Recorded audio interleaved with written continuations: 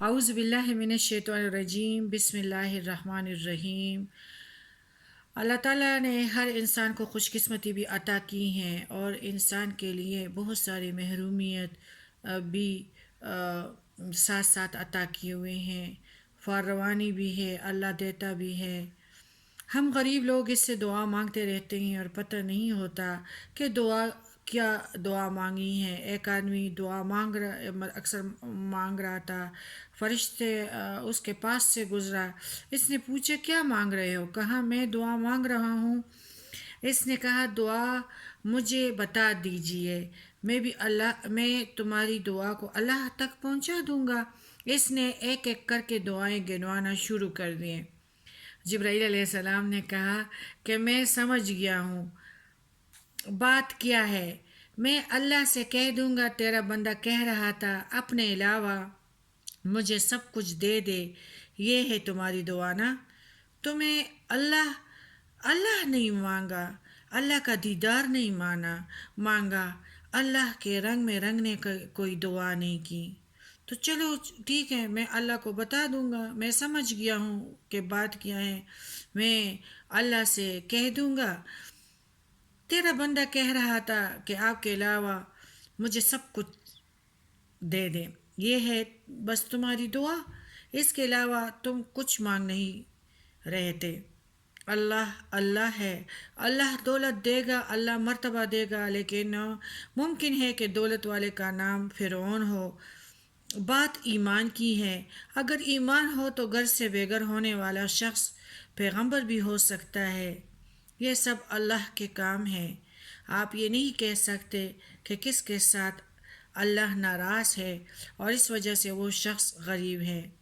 ممکن ہے کہ اللہ امیر کے ساتھ ناراض ہو۔ دولت مندوں کو ہم نے اکثر عذاب میں مبتلا ضرور دیکھا ہے۔ یہ نہیں ہو سکتا کہ صرف غریب پر ناراض ہو اور غریب گلہ کرے، تو ممکن ہے کہ اس کی غریبی جو ہے وہ کوئی اس طرح کی شے نہیں ہے کہ وہ اللہ سے دور ہے، اور نہ امیری کوئی اس طرح کی شے ہے۔ اگر ایمان قائم ہو تو غریبی میں بھی ایمان قائم ہی رہے گا اور امیری میں بھی قائم رہے گا۔ اگر ایمان قائم نہ ہو تو غریبی میں بھی عذاب ہے اور امیری میں بھی عذاب ہے۔ تو شہزادیوں، مقصد یہ ہے کہ ہم نے یہ دیکھنا ہے کہ ہم نے اپنی زندگی میں ایمان کو کس طرح داخل کیا ہے۔ ممکن ہے اللہ گرمیوں میں گرم ریت کی عزت افزائی کر دے اور دریا کو شرمندہ کر دے، یعنی یہ کربلا ہے جو فتح کر رہے ہیں، فاتحین ہیں، اللہ ان کو ہمیشہ کے لیے جو ہے شرمندگی دے دیتا ہے۔ فاتحین تو ضرور ہے، لیکن یزید لوگ جو ہے ادھر دنیا میں بھی شرمندہ، ادھر بھی شرمندہ۔ بظاہر میں تو شکست ہے، لیکن دیکھو کس طرح مسلمانوں کے لیے ہمیشگی کی سرفرازی ہے۔ یہ اللہ کے کام ہے کہ ریت کو عزت دے اور فرات کو پشیمانی دے۔ یہ بھی ہو سکتا ہے کہ جو اللہ جو ہوا یعنی کبھی کبھی ہواؤں کو بیچتا ہے خوشی کے لیے، کبھی کبھی ہواؤں کو بیچتا ہے تباہی کے لیے۔ اللہ ہمارا وہ مالک ہے، کمال کا مالک ہے، کمال ہے اللہ کا۔ ذرا اس کی بات دیکھو، کہتا ہے میں نے تمہیں سب کچھ دے دیا ہے، پیسے بھی میں دیتا ہوں۔ اچھا ذرا ہمیں مال ان کا ہے۔ وَأَقْرِضُوا اللَّهَ قَرْضًا حَسَنًا، قرض ذرا مجھے دے دو۔ دانا آدمی، عقل مند آدمی اللہ کی اس محبت والے پیار بھرے الفاظ سے یہاں پاگل ہو جائے گا۔ مال کس کا ہے؟ کیا مانگتا ہے؟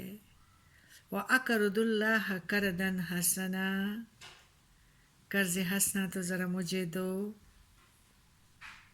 اللہ اگر پیسے دینے والے ہیں پھر پیسے مانگنے والے آپ کیوں ہیں؟ یہی راز ہے۔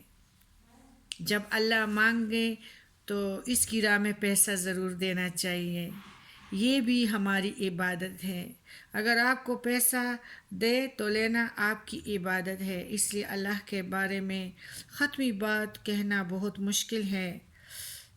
اور رحمان ہے اللہ کا نام، اس کی ایک زبردست صفت ہے رحمان، لیکن قہار بھی ساتھ ہے، قہار بھی اسی کا نام ہے۔